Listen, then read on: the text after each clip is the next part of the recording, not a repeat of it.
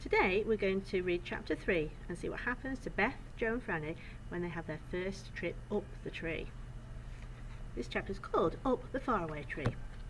The children did not tell their father and mother about the happenings in the enchanted wood, for they were a little afraid that they might be forbidden to go there again. But when they were alone, they talked about nothing else. "When do you suppose we could go up the faraway tree?" Frannie kept asking. "Oh, do let's go, Joe." Joe wanted to go really badly, but he was a little afraid of what might happen, and he knew that he ought to look after his two sisters and see that no harm came to them. Just suppose they all went up the faraway tree and never came back again. Then he had an idea. "Listen," he said, "I know what we'll do. We'll climb up the tree just to see what's at the top. We don't need to go there, we can just look. We'll wait until we have a whole day to ourselves, then we'll go." The girls were so excited. They worked hard in the house, hoping that their mother would say that they could have the whole day to themselves. Joe worked hard in the garden too, clearing away all the weeds. The parents were very pleased. "Would you like to go to the nearest town and have a day there?" asked Mum at last. "No, thank you," said Joe at once. "We've had enough of towns, Mum. What we'd really like is to go out and have a whole day's picnic in the wood." "Very well," said Mum. "You can go tomorrow. Dad's off for the day to buy some things that we need, and I have things to do here in the cottage. So as long as you're close by, you can take your lunch and dinner and go off by yourselves, if it's fine and sunny." How the children hoped the day would be really fine. They woke early and jumped out of bed, pulled the curtains open and looked out. The sky was as blue as cornflowers.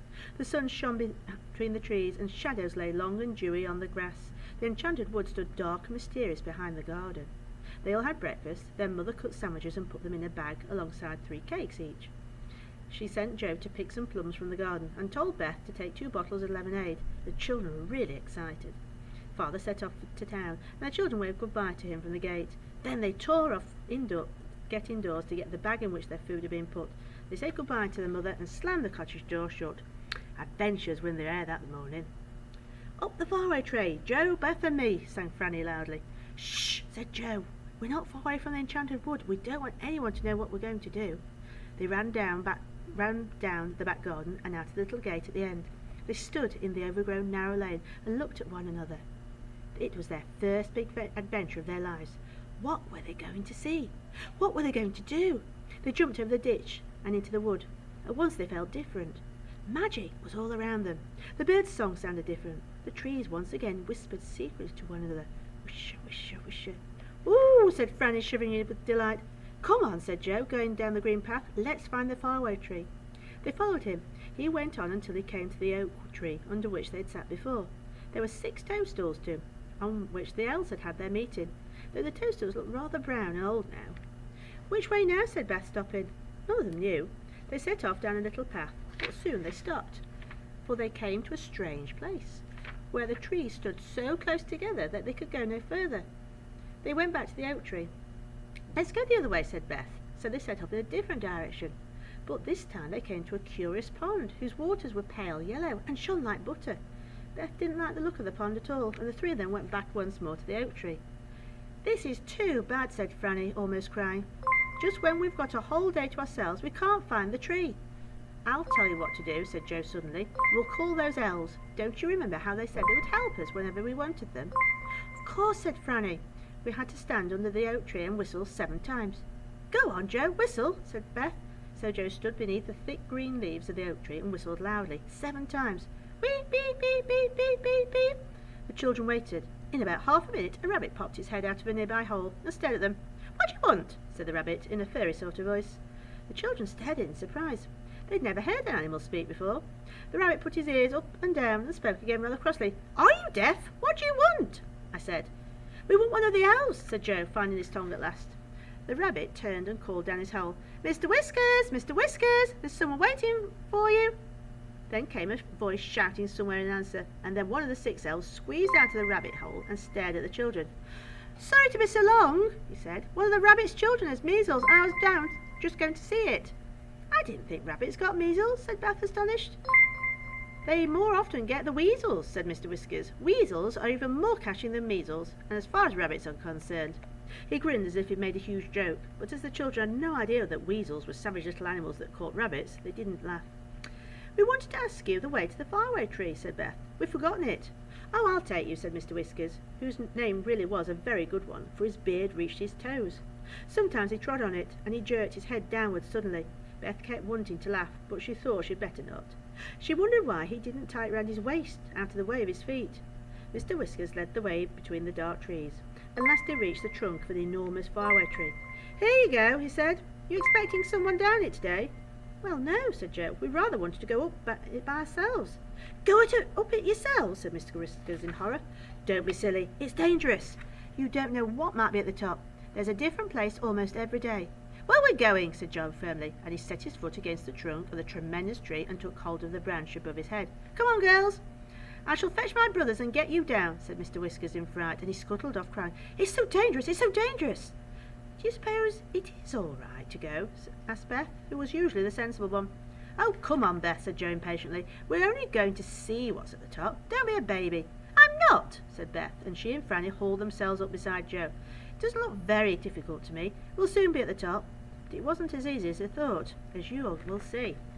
Let's continue on to chapter 4, which is called The Folk in the Faraway Tree. Before very long, the children were hidden in the branches as they climbed upwards. Then Mr. Whiskers came back with 5 other elves. Not a child could be seen. "Hey, come down!" yelled the elves, dancing round the tree. "You'll be captured or lost. This tree is dangerous." Joe laughed and peered down.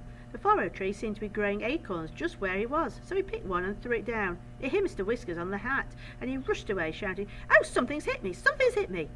Then there was silence. "They've gone," said Joe, laughing again. "I expect they don't much like it when it rains acorns. Funny little things. Come on, girls." "This must be an oak tree if it grows acorns," said Beth as she climbed. But just as she said that, she stared in surprise at something nearby. It was a prickly chestnut case with hard nuts inside. "Good gracious! It's growing horse chestnuts just here. That's a peculiar tree." "Well, let's hope it will grow apples and pears higher up," said Frannie with a giggle. "It's a most extraordinary tree." Soon they were quite high up. When Joe parted the leaves and tried to see out of the tree, he was amazed to find he was far higher than the tallest tree in the wood. He and the girls looked down at the top of all the other trees, which looked like a broad green carpet below.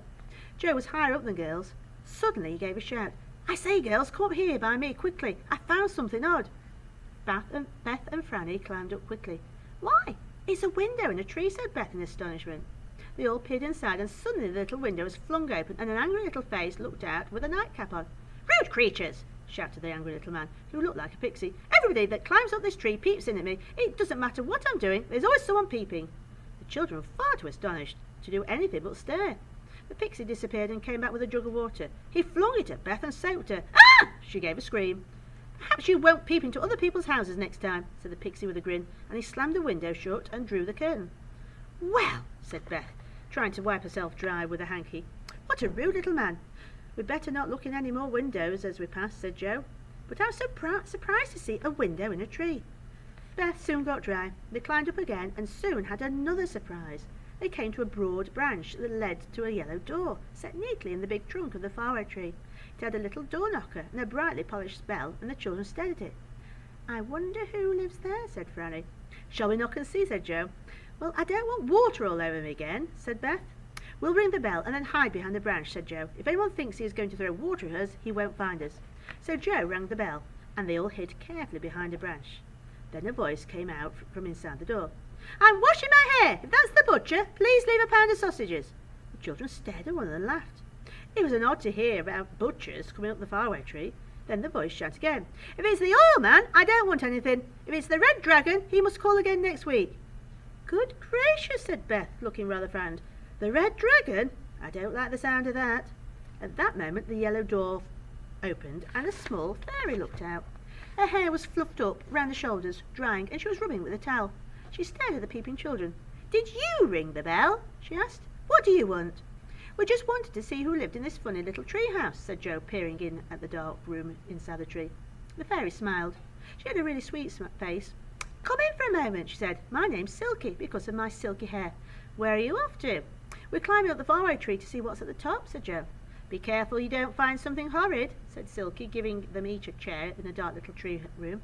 "Sometimes there are delightful places at the top of the tree, but sometimes there are strange lands too. Last week there was a land of hippity-hop, which was dreadful. As soon as you got there you had to hop on one leg, and everything went hippity-hop, even the trees. Nothing ever kept still. It was most tiring." "It does sound exciting," said Beth. "Where's our food, Joe? Let's ask Silky to have some." Silky was pleased. She sat there brushing her beautiful golden hair and ate sandwiches with them. She brought out a tin of pop cakes, which were lovely. As soon as you bit into them, they went pop, and you suddenly found your mouth filled with new honey from the middle of the little cakes. Frannie took 7, one after the other, for she was rather greedy. Beth stopped her. "You'll go pop if you eat any more," she said. "Do a lot of people live in the tree?" asked Joe. "Oh, yes, lots," said Silky. "They move in and out, you know. But I'm always here, and so is the angry pixie just below." "Yes, we've seen him." "Who else is there?" "There's a Mr. What's-his-name above me," said Silky. "Nobody knows his name. He doesn't know it himself, so he's called Mr. What's-his-name. Don't wake him if he's asleep. He might chase you. And then there's Dame Wash-a-lot. She's always washing, and as she pours her water away down the tree, you've got to look out for waterfalls." "Well, this is such an interesting, exciting tree," said Beth, finishing her cake. "Joe, I think we ought to go now, or we'll never get to the top. Bye, Silky. We'll come and see you again one day." "Oh, do," said Silky. "I'd like to be friends." They all left the dear little round room in the tree and began to climb once more. Not long after they heard a peculiar noise. It sounded like an aeroplane throbbing and roaring. "But there can't be an aeroplane in this tree," said Joe. He peered all round, and then he saw what was making the noise. A funny old gnome sat in a deck chair on a broad branch. His mouth was wide open and his eyes fast shut, snoring hard.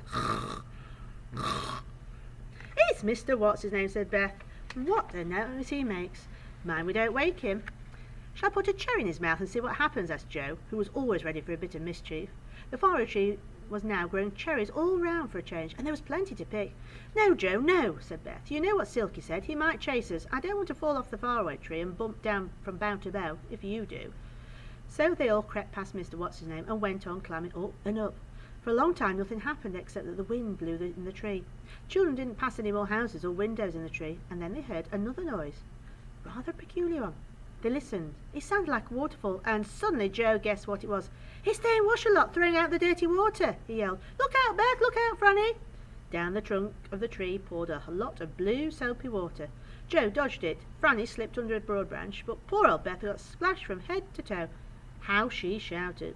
Joe and Frannie had to lend out their hankies. "I'm so unlucky," said Beth. "That's twice I've been soaked today." Up they went again, passing more little doors and windows, but no one else. And at last they saw above them a vast white cloud. "Look," said Joe in amazement. "This cloud has a hole in it, and the branches go up, and I believe we're at the very top of the tree. Shall we creep through the cloud hole and see what the land is above?" "Let's," said Beth. And off up they went. Let's have a look what the next chapter is. The next chapter is called The Roundabout Land. I'll save that for next time.